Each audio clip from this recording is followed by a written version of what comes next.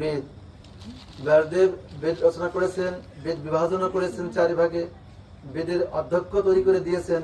সেখানে 1 কোটি মন্ত্র আছে, কিন্তু হরে কৃষ্ণ মহামন্ত্র নাই। মন্ত্র আর মহামন্ত্র কি এক? এক নাকি? মনে করেন দেশ আর মহাদেশ এক, নায়ক মহানায়ক এক, সাগর মহাসাগর এক হয়? এখানে তো মহাটা কোথায় বসানো হয়?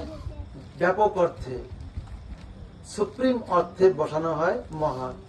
মহামন্ত্র আর মন্ত্র এক না। 1 কোটি মন্ত্র আছে বেদে, কিন্তু মহামন্ত্র নাই। কিন্তু মহামন্ত্র কোথায় আছে? পল্লীর সন্তান উপনিষদে আছে এই মহামন্ত্রটা। বুঝতে পেরেছেন? পল্লীর সন্তান উপনিষদ, সেখানে উল্লেখ করা আছে, ব্যাসদেব উল্লেখ করেছেন। আর কি বলছে?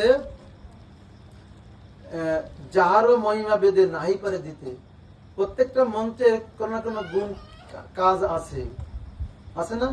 আছে, কিন্তু বেদে এই ধরনের মন্ত্র নাই, মহামন্ত্র নাই। তাই মহাপ্রভু দক্ষিণ ভারতে প্রচার করতে গিয়েছেন যখন, তখন তপন মিশ্র নামে এক ভক্ত মহাপ্রভুর প্রেমে এমন পাগল হয়েছেন, সে আর সংসার করবে না। বলছে মুশকিল, ছেলে মেয়ে আছে, সহধর্মিনী আছে, পরিবার পরিজন আছে, সংসার সাথে ত্যাগ করে সংসার কি করে চলবে? মহাপ্রভুর প্রেমে নামে এত পাগল হয়ে গেছে। মহাপ্রভু শিখাচ্ছেন, কি শিখাচ্ছেন? শুনো মিশ্র কলিযুগে নাহি তপ যজ্ঞ, যে জনে ভজে কৃষ্ণ তার মহাভাগ্য। আমরা ভাগ্যবান ভাগ্যবতী হতে চাই কি? হতে চাই না? আমরা তো মন্দিরে গেলে সাধুর কাছে বলি, কৃপা করুন, হে প্রভু কৃপা করুন যেন আমার ভাগ্যের পরিবর্তন হয়। যে ব্যবসায়ী সে চিন্তা করে যেন আমার ভালো ব্যবসা আরো ভালো হয়, যে চাকরিজীবী আরো ভালো চিন্তা করে, যে কৃষি, যে শিল্প, গার্মেন্ট, সে ভালোটাই চায়। ভাগ্যের পরিবর্তন কে না চায়? কেউ চায় যে আমার ভাগ্যটা খারাপ হোক? চায় কেউ? বলছে যে এই কলিযুগের নামের আশ্রয় গ্রহণ করবে সে মহাভাগ্য।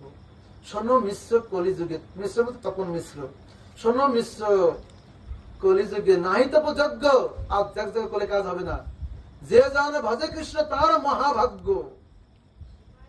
এখন আমরা কে